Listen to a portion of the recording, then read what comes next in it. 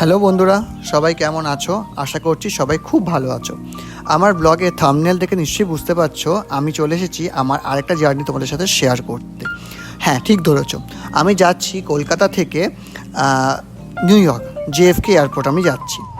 আমরা আজকে এমিরেটস এয়ারলাইন্সে যাচ্ছি। এমিরেটস এয়ারলাইন্সে আমাদের টাইমিংটা ছিল 8:05 ছিল আমাদের কলকাতা ইন্টারন্যাশনাল এয়ারপোর্ট থেকে আমরা, এবং আমাদের দুবাই হয়ে যেতে যাচ্ছি। দুবাইতে আমাদের খানিকটা হল টাইম আছে 2.5 থেকে 3 ঘন্টার মতন। তারপর সেখান থেকে আমরা উড়ে যাব জেএফকের জন্য।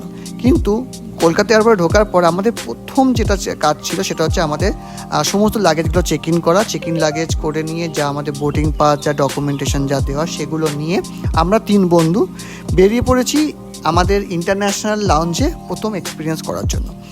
যারা লাউঞ্জ সম্বন্ধে আইডিয়া যাদের নেই তাদেরকে আমি বলি, লাউঞ্জটা হচ্ছে ডোমেস্টিক বা ইন্টারন্যাশনাল যে কোনো এয়ারপোর্টেরই একটা পার্টিকুলার সেগমেন্ট, যেখানে খানিকটা রিফ্রেশমেন্টের ব্যবস্থা থাকে। মানে নানা ধরনের ফুড, ব্রেকফাস্ট, ড্রিঙ্কস থাকছে, যেখানে তুমি বসে একটুখানি সময় কাটাতে পারবে, যেখানে ফ্রি ওয়াইফাই থাকছে, আর তাছাড়া থাকছে তোমার ইলেকট্রনিক্স গ্যাজেটগুলো চার্জ দেওয়ার জায়গা। যেমন কথা তেমন কাজ, আমরা ঢুকে পড়ে সেখান থেকে আমরা লাঞ্চের মেনুগুলো ট্রাই করতে থাকি। আমরা যখন গেছিলাম তখন মোটামুটি 3:30 থেকে 4:30 মতন বাজে ওখানে। তখন অটোমেটিক্যালি দেখছি ওখানে লাঞ্চ তখনও সার্ভ করছে, তখনও স্ন্যাক্স কাউন্টার এখনও ওপেন হয়নি।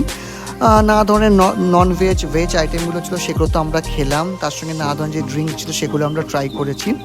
খাবারগুলো মোটামুটি ভালোই ছিল, তবে আমার ভেজ আইটেমগুলো বেশি ভালো লেগেছে নন ভেজ আইটেমের থেকে। অনেক রকম আইটেম তোমরা দেখতেই পাচ্ছ, সব রকম আইটেম ওখানে আমরা ট্রাই করে দেখে নিয়েছি।